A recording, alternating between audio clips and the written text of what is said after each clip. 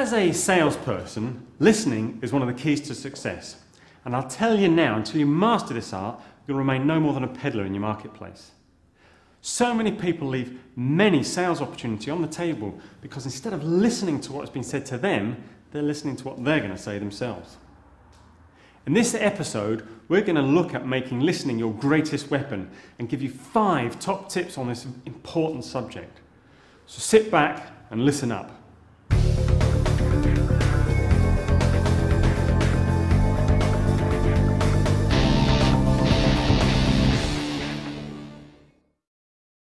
Lack of listening skills is one of the greatest pitfalls for a salesperson.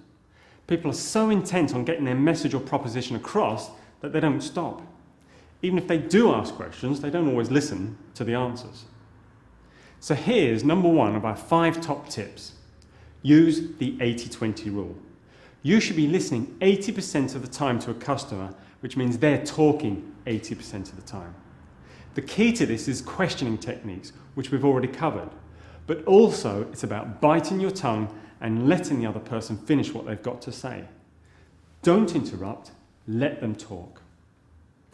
Top tip number 2, use what we call listening affirmations. These are things like aha or expressions like I see or oh yeah. These subtle little words and noises give a message to the speaker that you're actually interested in what they've got to say, which is key to building rapport. And this becomes significantly more important if you conduct business over the phone. The number of times I've had phone conversations where I've had to ask people if they're still there. But the thing is, they might just be happily listening away. But the question that often crosses my mind in these situations is, are they doing something else and not listening? Which brings us to top tip number 3, avoid distractions. It's easy with today's forms of communication like email and texting to get distracted when somebody's talking to you.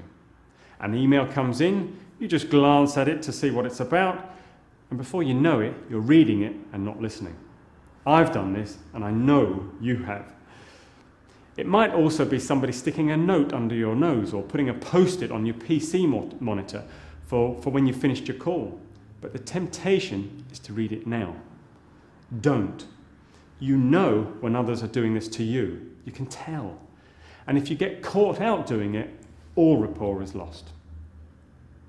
Top tip number 4, key wording. When listening, I've said don't interrupt, but the customer may come out with a number of key points that you want to come back to and get more detail on. So the trick is to not interrupt, but make a note of a key word that will remind you to come back to a particular point. There are 3 benefits to this process. Firstly, the physical act of taking notes demonstrates to a customer you are actually listening. Secondly, when you come back to the point and ask a supplementary question about it, you prove to the customer that you've been listening to what they have to say and that you're genuinely interested. And thirdly, using key words instead of taking copious notes means you can continue to listen. If you write too much, you can't listen at the same time and you'll start to miss things. Now, the last and final top tip, number 5, is to use the technique of summarizing and paraphrasing. This is simply reciting back to the customer, at the appropriate time, a summary of the key points of the conversation so far.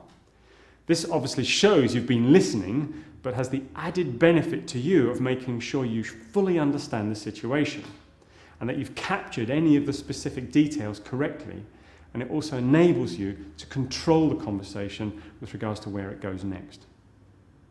So, let's remind ourselves of these 5 trade secrets for successful listening.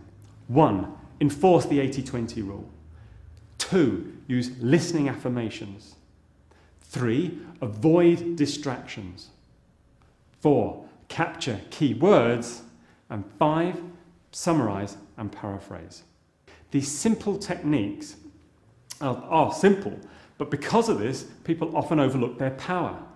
Make them your greatest weapon, and these techniques alone, which are often referred to as active listening techniques, will transform your sales relationships with clients. Now, we've had quite a bit of theory over the last couple of episodes, and a couple of exercises from Mike, so let me finish by giving you an exercise. During your next customer conversation, I want you to apply these techniques. But as far as an action goes, that's not very smart. So what I want you to do is this.